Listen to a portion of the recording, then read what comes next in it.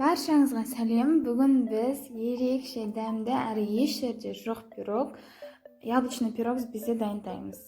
Ол үшін бізге ұнымызға қант қосып, разрыхлитель және сода қосып араластырып аламыз.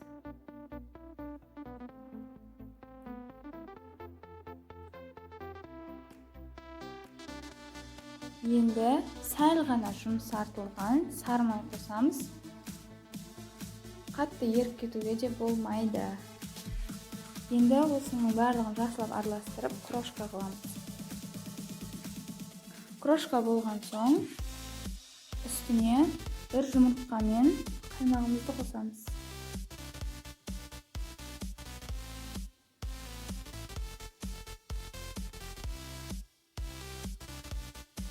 Сосын барлығын жақсылап араластырып, жұмсақ қамыр егеміз.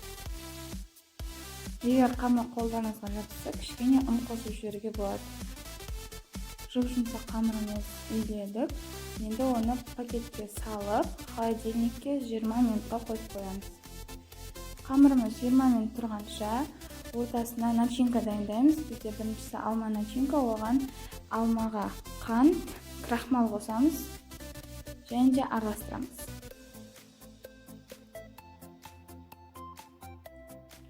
Осымен біздің алма начинкамыз дайын.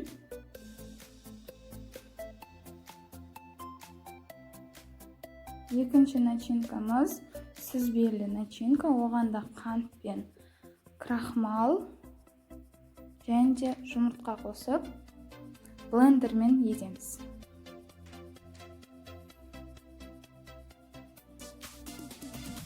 Осындай әдемі пюре болып шығады. Енді холодильниктен қамырымызды шығарып, формамызға әдемілеп бортиктармен жайып шығамыз. Міне жайып шықтық. Енді үстіне сүзбемізді саламыз.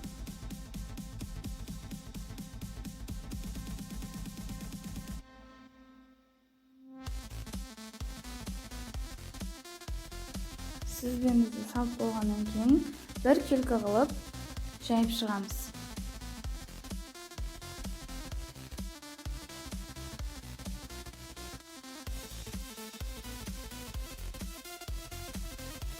Осы сүзбеміздің үстіне алма начинкасын саламыз. Алманы да түзулеп жайып шығамыз.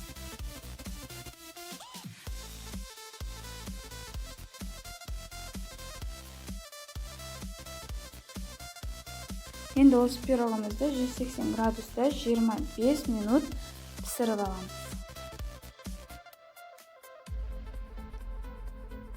Пирогымыз піскенше безе дайындаймыз. Ол үшін жұмыртқамыздың ағын аппақ көбік болғанша миксерлейміз.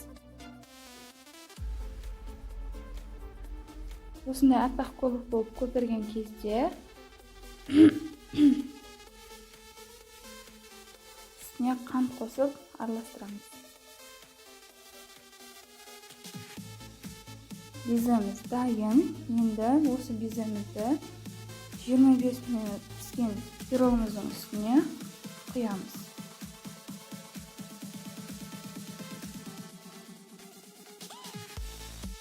Беземізді түзулеп жайып шығамыз. Енді осы пирогымызды 15 минутқа 170 градусқа пісіріп аламыз. Беті осындай қызарып шығады. Пирогтың бетін өздеріңіз қалағандай әрлеуге болады. Мен шиемен жалғызбен әрледім. Бұл пирогтың дәмі ерекше, себебі ортасында 3 начинкасы бар.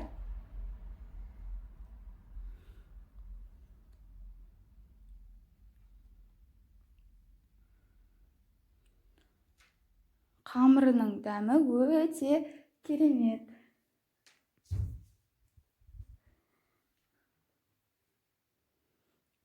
Пирог өте оңай дайындалады.